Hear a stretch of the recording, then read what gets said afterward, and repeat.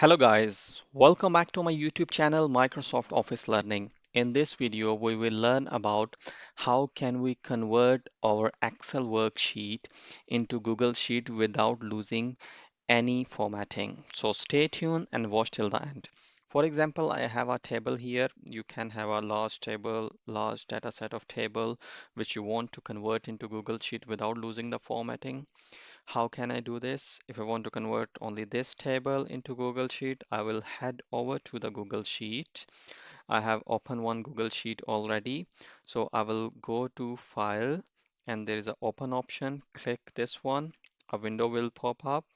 So this window has a different options here.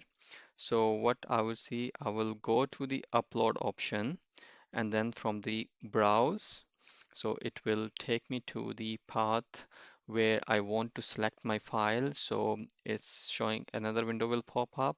So my sheet is here, the Google Sheet example. Select this one, open, and now it will start uploading your Excel worksheet and it's converting into the Google Sheet without losing any formatting. So now it's in process, and now you can see now all my data table has been copied from my Excel sheet into Google Sheet. It's still in processing, and again, I can see all the formatting which I did in the Excel worksheet.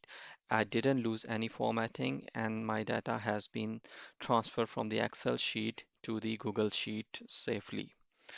So yeah, so this was the easy method to transfer from the Excel sheet to Google Sheet. Another different methods of uploading the files are as well, like if I go to the open, the other methods of transferring the from the Excel sheet or from the Google sheet to this sheet, there is a search option as well. You can search your file you can select from the recent file, or you can go to the My Drive.